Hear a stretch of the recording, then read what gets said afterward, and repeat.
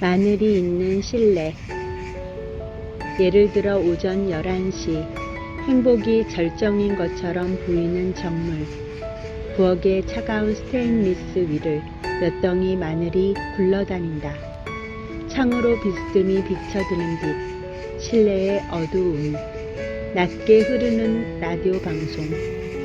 이 집안의 과묵한 여주인은 무거운 속눈썹을 숙이고 일을 한다. 백합과 단연초, 중앙아시아 원산, 그 표피는 얼마나 아름다운지 날개처럼 발칙하고 종이처럼 점잖고 갈라지며 연약한 약간 노란색을 띤 모린정한 색. 과육을 다져서 가열하면 금세 먹음직스런 향이 난다. 먹고 인체에 퍼지면 그것은 살랑살랑 냄새를 풍긴다. 과식하면 안 된다. 파란 싹은 독이다. 감기에 걸린 사람은 된장과 함께 먹어라. 식물 중에서 마늘은 특히나 영리하게 늙어간다. 부패의 속도가 아주 느리다.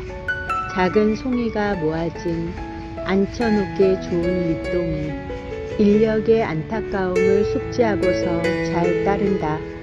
가느다란 아침 나절의 빛에 들려 자신의 옅은 그림자를 똑바로 펴고 더러워진 서점 따위는 거절하고 여행을 포기하고 난 풍요로운 날들이 드디어 부엌 안에서 안정되어 어두운 빛을 더해갈 무렵 이 집의 과묵한 여주인은 속눈썹을 들어 올리고 마늘을 본다. 김이 오르는 펄펄 끓는 기름 속에 다진 마늘을 단번에 집어넣는다. 그거야말로 내 귀와 코와 눈의 기쁨. 며칠간이나 말을 하지 않고 살았다. 오페라 핑크색의 노인. 목소리가 파란 싹처럼 몸의 심지 속에 들어있다가 가끔 와 하고 소리를 지르려고 한다. 어제는 차갑게 물고기 이름을 고했다. 역 이름과 지명, 그리고 하늘 이야기. 사람을 위로해주는 상냥한 목소리 속에 태양 같은 무관심. 내 목소리는 어디로 갔을까? 오전의 어두운 부엌에 존재하는 것들, 어울릴 수 없어서 더욱 선명한 마늘과 여주인과 먼지를 뒤집어 쓴 둔탁한 거울만은 것들을 비춰주고 있는 실내에서 섞이지 않은 타인의 목소리가 라디오 속에서 흘러나오고 있다. 8월의 개똥벌레. 미국 달라스에서 본 개똥벌레에 대해 언젠가는 누군가에게 얘기하리라고 마음먹고 있었다. 하지만 이런 식으로 쓰기 시작하면 개똥벌레 그 자체가 아닌 뭔가 조금 다른 이야기로 바뀌어 버린다는 생각이 든다. 8월의 밤. WC 댁의 뒷뜰은 어둑어둑한 숲으로 이어져 있고 숲에는 작은 시내가 흐르고 있었다. 그는 그것을 고가와라고 발음했는데 정말로 눈에 띄지 않을 만큼 작은 시내라서 오가와보다는 고가와라고 하는 편이 들어맞는 표현이었다. 이윽고 어둠 속에서 희미하게 불빛이 반짝였다. 개똥벌레다. 숫자는 그다지 많지 않았다. 여기저기서 번갈아 가며 명멸하는 빛을 쫓아다녔던 우리들의 마음. 뿔뿔이 흩어진 것들을 보고 느끼며 살았던 각자가 어느 사이 그 빛에 인도되어 가까이 붙어서 같은 길을 더듬어 갔던 그때의 한없는 따뜻함. 여기 도쿄의 또 다른 어둠 속에서 그때를 돌이켜 생각할 때 넘어질 듯 비틀거리는 그 상적이 어떤 빛보다도 뚜렷하게 보인다. 내가 누군가에게 얘기하리라고 생각했던 것을 그대로 해버렸더라면 아마 다른 얘기로 바뀌어 버렸음에 틀림없다. 개똥벌레에 대해 쓰려고 했던 내가 마음에 대해 써버린 것처럼 살아왔던 시간에 대해 얘기할 때면 누구나 다 그렇게 되는 게 아닐까. 얘기한다는 게 다 그런 거니까 얘기하는 것이면서 살아가는 그 자체일 테니까 우리는 무엇에 의해 움직이고 어디로 가는 걸까? 불안해? 라고 그가 물었다. 불안하기보다는 그 말이 막 배운 외국어처럼 멀리서 울려왔다. 나는 빛이 아니라 어둠 그 자체를 좀 더 자세히 보려고 응시했다. 마음을 끌었던 8월의 개똥벌레여. 걸어가면 곧바로 피어오르던 푸르고 아릿하던 풀냄새 그 속에서 그때 우리는 확실히 살아있었다. 고가와 일본어로 작은 시내를 소천이라고 쓰고 보통은 오가와라고 읽는데 여기서는 작다라는 뜻, 일본어로 고가 작다는 뜻을 강조하기 위해 오가와가 아닌 고가와라고 하였다. 가와는 천자의 일본어 발음이다. 좌우에 대하여 오른쪽이란 무엇인가 왼쪽이란 어느 날 돌연 그런 의문이 다가왔던 적이 있었다. 왜 이런 의문이 어디에서 어떻게 내게로 온 걸까? 라는 것도 신기했다. 몇 사람이서 교통사고에 대해 잡담을 하면서 우회전 차량이라는 말에 끌려 어떤 사람이 말했다. 우측으로 돈다고 하지만 원래 우측이란 뭘까? 우측을 제대로 정리하기란 의외로 어려워. 이것은 철학적인 문제야. 아, 나 또한 그걸 생각했던 적이 있었지. 그런 것을 생각하는 사람이 나 말고도 또 있구나. 그렇다면 나만이 그것을 생각했다는 건 완전한 오만이며 그런 생각이 이미 이 세상에 존재하고 있다가 우연히 나를 통과했다는 편이 옳지 않은지 그때 그런 생각을 했던 것도 신비한 체험이었다.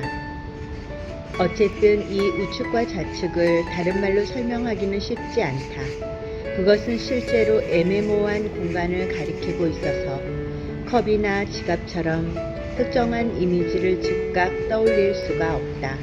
물건이 아니라 방향 혹은 개념을 나타내는 말이라서 그럴 것이다. 우익, 좌익처럼 사상이 기울어진 양식을 나타낼 때도 사용된다.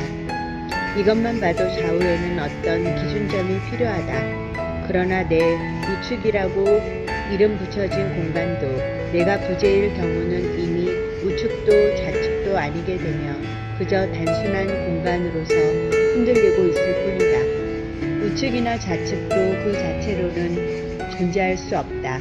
어디까지나 동일 평면의 양측의 관계를 만들기 위해서고 자리를 매기기 위한 투명한 도구일 것이다. 어렸을 적부터 지금에 이르기까지 나는 실로 너무나도 좌우를 잘못 말해왔다. 시력 검사에서나 택시에 타고 길을 말할 때나 그럴 때마다 얼마나 당황했는지 모른다. 내게 있어 우측은 마음대로 잘 움직이고 젓가락을 쥐는 손, 좌측은 서투르고 어색한 신체, 기억시켜 놓지 않으면 알 수 없는 좌우란 무엇일까? 왜 기억할 수 없는 것일까? 나팔꽃 덩굴이 오른쪽으로 감겼는지 왼쪽으로 감겼는지 시계는 머릿속에 감아는 맹렬하게 오르는 회오리 바람은 그렇게 생각하면서 길을 오른쪽으로 돌았다. 건너편에서 사람이 걸어왔는데 그는 왼손잡이였다. 요시다. 완전히 노망이 나버리자 할머니의 미간에 있던 세로 주름이 사라졌다. 사랑스러운 얼굴이다. 풍선처럼 어디론가 날아가 버릴 것 같은 불안한 사랑스러움이다. 아들을 선생님이라고 부른다. 선생님은 할머니의 첫사랑이다. 자신은 요시다라는 여학생이 되어 있다. 요시다는 할머니의 결혼하기 전 성이다. 바람 부는 교정에서 나는 기다리고 있었다. 낮 시간이었다. 선생님이 다가와서 말했다. 요시다, 점심 먹었나? 요시다, 점심 먹었나? 나는 아무것도 먹지 않았지만 그럴 때는 꼭 이렇게 대답했다. 네, 아까 먹었습니다. 벌써 먹었습니다. 할머니는 점심을 먹을 수 없었던 이유를 말하지 않았다. 포인트 기쁜 듯 부끄러운 듯 몇 번이나 말했다. 거짓말을 하지 않을 수 없었던 사정은 잊어버리고 거짓말을 했던 요염함만을 기억하고 있다. 따스한 수증기가 오르는 듯한 행복한 최후이다. 결혼하기 전 성은 멀리 버리고 온 빛나는 기차표다. 바람 부는 교정에서 요시다 씨 거짓말을 했지요. 장롱 속에서 할머니의 딱딱해진 똥이 굴러떨어진다. 그럴 때도 할머니는 싱글벙글 입에 미소를 달고 있다. 할머니라고 부르면 돌아보지도 않는다. 요시다라고 힘주어 부르는 목소리만이 할머니 머릿속에서 반응하고 있다. 성. 일본의 호적 제도는 여성이 결혼하면 친정의 성을 버리고 남편의 성을 따르게 되어 있다. 최근의 젊은 여성들 중에는 그대로 친정의 성을 쓰는 경우도 있다. 소리 없는 세계. 8월 산타페의 마을에서 한 미국인을 만났다. 과묵, 키다리, 회색 눈에 혼자 사는 남자다. 밤엔 기타를 치며 노래를 부른다. 낮에는 마을에서 집 벽에 흙 바르는 일을 한다. 그와 만나면 우리는 대화를 이어갈 수가 없다. 그가 극단적으로 수줍어하고 과묵하기 때문에 나쁜 인상은 아니지만 친구는 말했다. 그가 부르는 노랫소리를 들은 적이 있다. 목소리가 아주 좋다고 할 수는 없지만 곡에는 독특한 아름다움이 있었다. 그가 혼자서 만든 곡이다. 흐르는 군데군데에 묘하게도 쉼표 부호가 돌처럼 놓여 있다. 넘어지듯 음이 도중에서 끊어지는데 숨을 멈추는 것 같아 그 부분이 매우 좋다. 새벽에는 자주 그와 낚시하러 간다. 우리는 늘 좋은 낚시 친구다. 그의 눈과 행동을 보고 있으면 정말 낚시를 좋아한다는 걸 알게 된다. 생각하는 것도 전해져 온다. 아무 말도 하지 않지만 새벽, 아직 아무도 낚싯줄을 늘어뜨리지 않은 청명한 수면에 맨 먼저 낚싯줄을 던져놓는 순간은 어떤 기분일까? 새벽은 낚시하기에 최고로 좋은 시간이다. 우리는 인디언 숲속의 호수에 가서 낚싯줄을 조용히 던져놓고 무지개 송어를 낚는다. 낚아 올렸을 때 호수에 울려 퍼지는 건 남자들의 텁텁한 환성과 물소리 뿐이리라. 물고기는 큰 소리를 지르지 않을 것이다. 분명 물고기는 소리를 갖지 않았다. 정말 어찌된 걸까? 생각지도 않았다. 식물과 물고기는 목소리를 갖지 않았다. 낚여 올려줘도 뜯겨져도 그들의 세계는 어디까지나 조용하다. 좋은 곡이다. 대단하네. 아름답다. 그의 노래가 끝나고 현의 여운이 사라진 순간 그 자리에 있던 사람들은 금방 감흥하여 차례차례 그 곡을 칭찬한다. 그것은 속을 감추지 않은 이 칭찬이 전부라는 의미를 가진 말이다. 그는 머리를 숙이고 뭔가를 빠르게 말한다. 나는 전혀 알아들을 수 없었다. 아마도 아무도 알아들을 수 없었을 것이다. 실내는 어둡고 창밖에서는 귀뚜라미가 울고 있었다. 도쿄로 돌아가기 전날 밤 다시 그를 만났다. 내일 도쿄로 돌아갑니다. 그는 등을 구부리고선 안녕히 가세요. 또 언젠가 만나요. 라고 말했다. 섬세하고 부드러운 몸짓으로 고개를 갸웃하며 희미하게 웃었는데 그 표정이 낚싯줄이 드리워진 새벽 호수에 조용히 퍼져가는 파문을 떠오르게 했다. 왜 사람들은 새벽에 집을 떠나 호수에 물고기를 낚으러 가는 것일까? 왜 남자들은 그들끼리 앉아 아무 말 없이 수면을 바라보는 것일까? 그리고 왜 물고기는 사람처럼 목소리를 갖지 않았을까? 또 그는 왜 침묵을 지닌 음악을 만들었을까? 그렇게 기타를 잘 치는 사람을 본 적이 없다. 그라면 좀 더 큰 도시로 나가 음악가로서 성공할 수 있을 텐데 산타페에서 태어나 산타페에서 살고 있다. 이 마을 외에 어디에서도 산 적이 없다. 어디로도 떠나본 적조차 없는 톰 애들러. 귀뚜라미가 울고 있다. 도쿄도 가을이다. 그는 지금쯤 마을의 어느 집 벽에 혼자서 적토를 바르고 있을 것이다. 그 조용한 등을 본 적은 없지만 생각날 때마다 새벽의 호수 수면과도 비슷한 소리 없는 파문이 내게 이르러 안쪽으로부터 천천히 나를 넓혀가 준다. 비명. 포도를 손에 들면 과일의 무게는 손바닥에서 팔로 전해지고 나중에는 유방에 닿는다. 가을, 여자들이 포도와 특별히 친한 건 양쪽 다 흔들리는 수분과 찢어지기 쉬운 막을 갖고 있기 때문이다.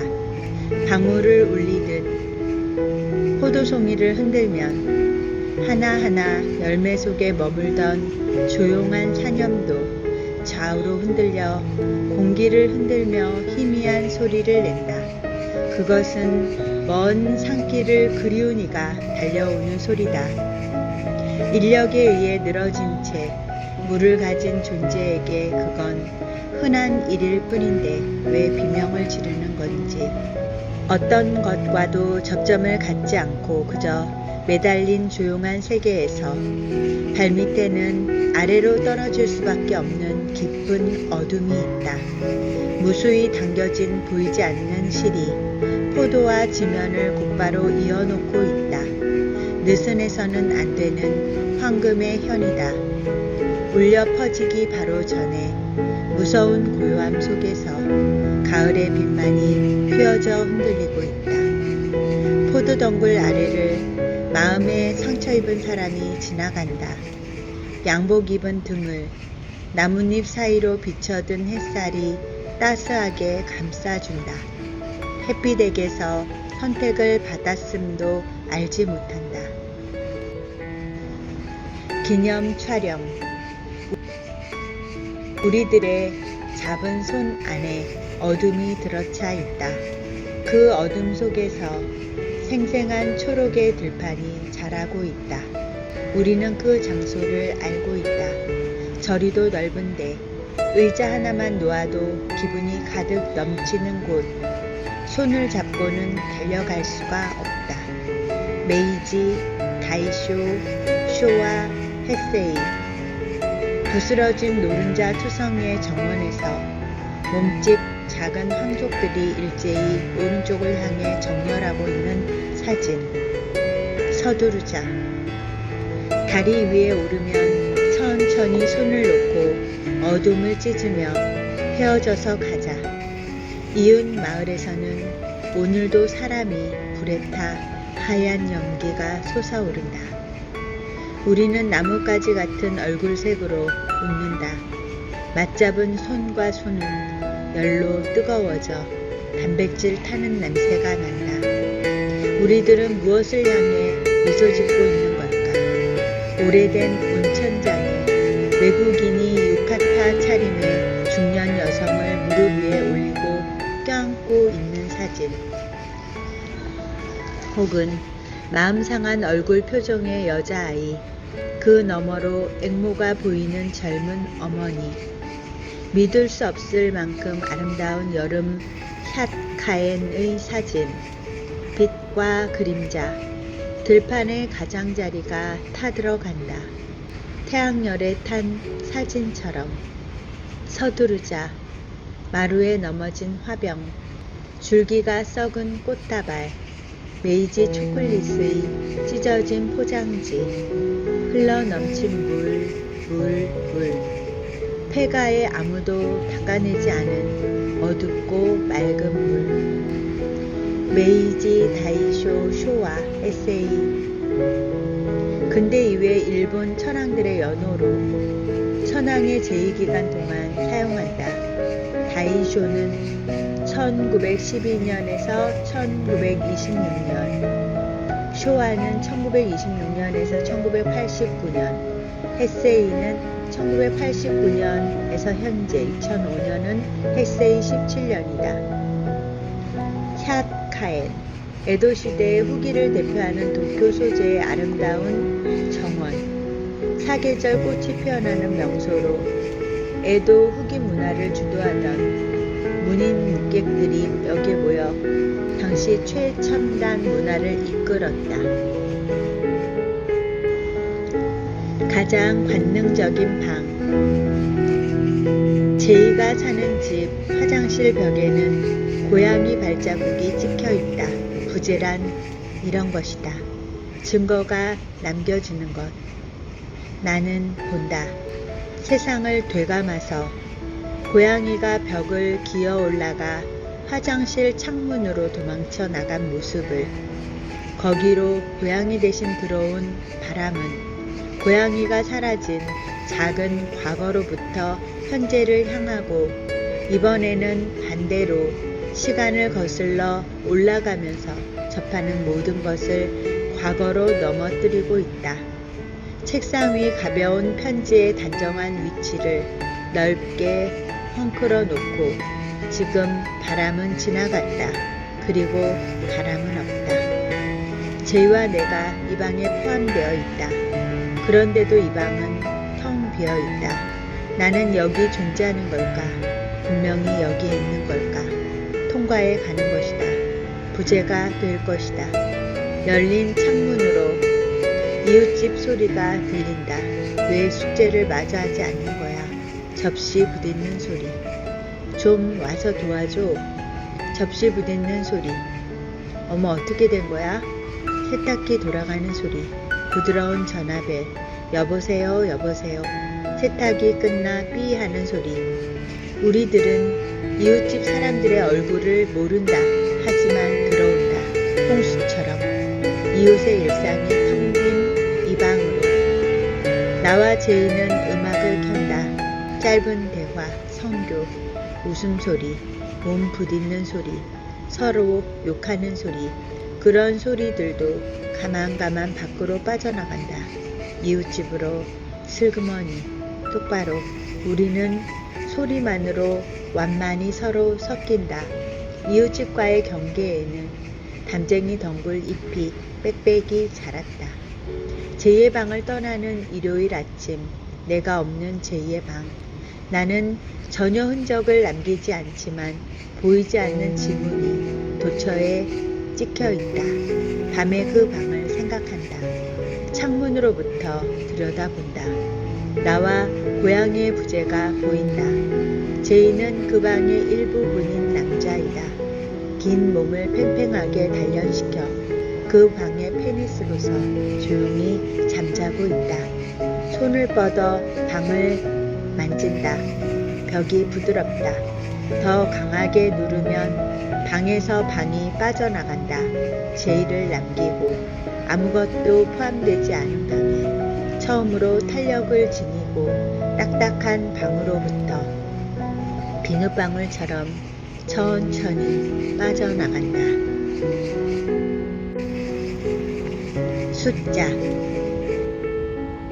돌아가신 할머니는 나를 물이 가득한 노송나무 욕조에 넣고서 1, 2, 3, 4, 5, 6, 7, 8 라는 식으로 숫자를 셌다. 삶은 문어처럼 살갗이 불어서 도중에 철벅하고 나가려 하면 어깨까지 물속에 라며 성을 내었다.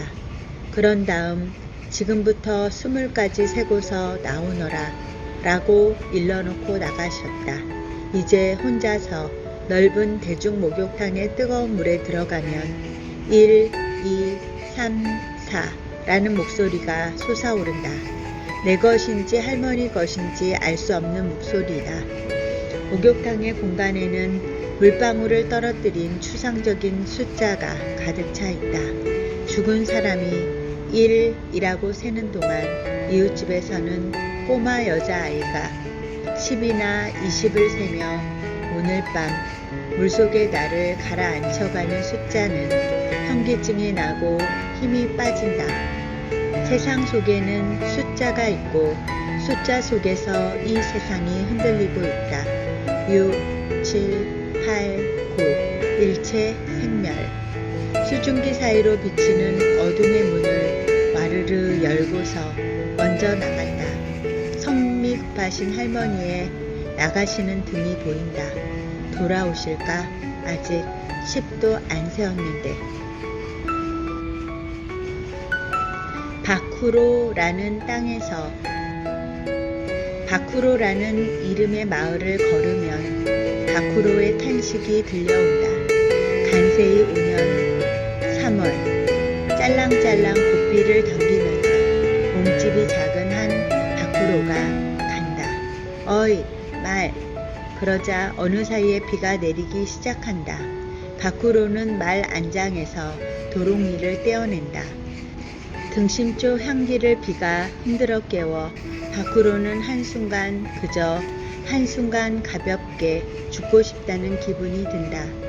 짐수레가 덜거덕거리며 통과한다. 영리해 보이는 아이가 옆을 달려간다. 저쪽에서 맹인 여자 거지도 걸어올 것이다. 때마침 다리 위로 막 접어들었다. 그러자 말은 바위처럼 멈춰서서 움직이지 않는다. 갑자기 다리 가랑이에서 쏟아지는 말의 푸짐한 오줌. 원주영의 따뜻한 홍수이다. 쌀쌀한 초봄. 거기서 따뜻한 김이 피어오른다. 어두운 하늘이다. 막루가 보인다. 말을 끌며 말에게 끌려 바쿠로가 간다. 에도시대 중기를. 헤세이 10년 도쿄 니온바시. 바쿠로초 동네의 아침은 빠르다. 길 가득 지나가는 트럭, 골판지 상자를 잔뜩 운반하고 있는 사람은 도산할 듯 아슬아슬한 이부자리 가게 주인이다. 종업원 중에는 일한인도 있다. 언제나 고맙습니다 라고 말한다. 안녕하세요 라고 말한다. 말도 바쿠로도 밖에 나가 돌아오지 않았다. 긴 부재의 시공 위를 뿔뿔이 사람들의 구두 소리가 앞질러 간다. 오후부터 아마 비가 내릴 거야. 아득히 멀리서 방울 소리가 들리고 지친 한 바쿠로의 탄식이 땅 밑에서 수증기처럼 올라온다. 동전이 넘치는 장렬한 길, 그 속을 나라는 여자, 거지도 말 같은 것을 끌며 걸어간다. 바쿠로, 마소의 거강꾼, 간세이 5년, 일본 천황의 연호 중 하나. 간세이 5년은 1793년 에도 시대 무사인 도쿠가와 막부를 에도에 두고 정권을 잡았던 265년간의 시대. 서기 1602년에서 1867년 헤세이 10년 일본 천황의 연호이며 헤세이 10년은 1998년 새를 둘러싼 단편 그리고 스즈키 시마 이야기. 비둘기는 이영차듯이 날개를 들어 올린다. 요모도 나도 다른 사람들도 모두 그 모습을 뚫어지게 바라보았다. 초등학교 6학년 때 동급생 스즈키 시마는 졸업작품의 첫머리를 이렇게 시작했다. 그는 통신용 비둘기를 기르고 있던 소년으로 요모는 아마 그의 친구 이름일 것이다. 공부를 못하던 시마, 열등생, 말썽쟁이의 난폭했으나 눈이 예쁘고 반짝이는 문장을 쉽게 써내어 모두를 깜짝 놀라게 하던 아이. 6학년 그의 여름, 생리가 시작되었는데 어머니는 그 일을 아버지에게 말했다. 내가 듣지 않는다고 생각하고. 귀뚜라미 같은 목소리였다. 좋은 이름이지? 시마라는 한자를 가르쳐 주고 나서 그는 이름을 자랑했다. 그리고 우리는 친구가 되었다.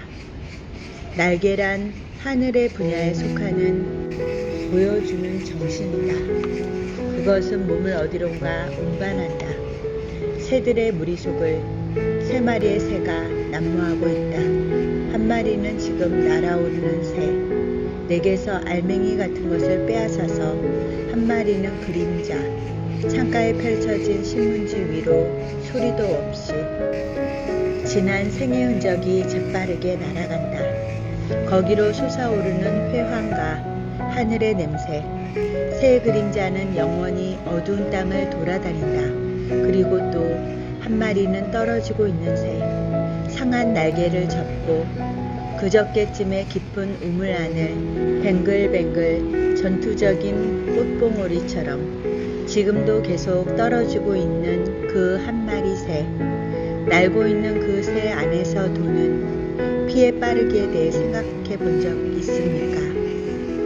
상처란 신기하다. 찢어지는 순간은 아프지 않다. 잠시 시간이 경과하고 나서 느낀다. 그리고 상처는 알아차리기를 기다리고서 아프기 시작한다. 누구에 의해, 무엇에 의해, 어떤 이유로, 언제 어느 때에 상처를 입은 것인지 인식은 언제나 뒤처져 걷습니다. 15살이 된 스즈키 시마가 큰 몸을 쑤셔 넣은 듯한 자세로 다리 위를 걸어간다. 그를 위해 나는 작은 시를 쓴 적이 있다. 15살 사내아이의 목 부근에서는 젖은 고엽 깔린 숲속을 걷는 어린 사슴 냄새가 난다. 두려워하며 사람을 한순간의 적으로 올려다보는 눈, 확실한 적과 만나지도 못하고 무리에서 떨어진 해질녘 같은 때 풀 위에 내던져진 하얀 공을 부드럽게 몸을 숙여 주울 것이다. 그때 매끈한 물결이 솟아올라 그의 속에서 전율하며 흔들리는 시간. 면 셔츠가 부풀어져 원래 거기에 달려있던 날개 뿌리에 애처로운 상처 자국이 보였다. 장문을 쓴 지 27년 후 스즈키 시마는 새 아이의 아버지가 되었다. 물꿈을 꾼 적 있어? 내가 꾸는 물꿈은 죄다 늪의 꿈이야. 발이 걸려 넘어질 듯 복잡하게 얽힌 수초가 하늘하늘 흔들리고 있어. 나는 물속을 헤엄쳐서 건너편 물가로 다가가려 하지만 거기까지 닿지 못하고 도중에서 배에 구조돼. 수면 아래는 몹시 더러워. 몹시. 나는 이제 헤엄을 칠 수가 없어. 그렇게 생각하고 실제로 그래. 백조가 연못을 버리듯 어느 날 비올라와 아코디언을 위해 만들어진 이 곡을 들으러 갔다. 곡명은 불어로 쓴 불전의 하나인 담마파다에서 인용하였다고 한다. 마음을 멈춰놓은 사람들은 수행에 힘쓴다. 그들은 주거에 연연하지 않는다. 백조가 연못을 떠나듯이 그들은 이 집과 저 집을 버린다. 다음날 아침 서둘러 역으로 가는 내 눈앞을 한 마리 새가 날아간다. 긴 꼬리의 흰 새, 끼오끼오 아름다운 소리로 운다. 그 순간 은총이라는 말이 내려왔다. 새 이름은 모른다. 날개가 무겁지 않을까. 담마파다 법구경을 말함. 이 글은 법구경 속의 식구. 배후. 상상력은 놀랍게도 상처에서 나올 때가 있습니다. 그렇게 말한 사람의 어깨 너머로 새가 날아오르고 가느다란 나뭇가지가 불안정하게 줄고 흔들리고 있었다. 라이브 가수로서 얼마만큼 팬들을 배반하게 될까요? 실패로 끝나면 단순한 배반, 잘 되면 전보다 더 강한 감동을 줄 수도 있겠지요. 그렇게 말하는 가수의 등 뒤 창문에 차가운 비가 부딪히고 있었다. 흰 종이가 넘어가지 않게 내 귀퉁이를 작은 돌로 누르고 있는 꿈을 꾸었어요. 영혼을 가라앉혀라 라는 소리가 종이에서 솟아올랐어요. 그녀의 배후에는 페르메르의 그림이 약간 기울어진 채 걸려 있었다. 그때 문득 돌아보았던 시선 끝에는 그들의 말과 결코 만나지지 않을 띠 형태의 시간이 평행으로 흐르고 있었다. 표현되어 나온 말 뒤에서 조용히 방심하고 있던 세계, 흔들리는 나뭇가지, 차가운 빛, 기울어진 그림, 돌아보지 않은 등 뒤로 얼마나 많은 풍경들이 흘러갔을까. 나를 반사판으로 하여 언어는 되돌아갔다. 말한 사람이 모르는 배우의 세계로 하나의 어긋남, 하나의 착각, 아주 작은 시선의 각도로 갑자기 무너지고 도착하고 서로 섞이는 세계, 반세계. 돌아보지 마라. 내 등 뒤에서 폭포가 떨어져 내리고 있다. 사랑도. 눈의 축복. 젖빛 유리로 둘러싸인 방에서 나는 책을 읽고 있었다. 밖이 너무 조용해서 일어나 현관문을 열자 눈이 내리고 있었다. 잠시 후에 다시 문을 열어보니 눈이 내려 쌓이고 있었다. 눈에는 보아라 라는 말이 들어있지 않아 자발적으로 보지 않으면 알 수 없다. 그리고 그 이상한 고요함은 눈의 언어 그 자체라고 생각했다. 외부가 이처럼 시시각각 변화해 가는 것을 집안에서 느낀다는 것은 신기한 일이다. 변화는 언제나 내부에서 일어나고 외부의 변화란 내부의 변화가 표면화되었을 뿐이라고 생각해 왔으니까.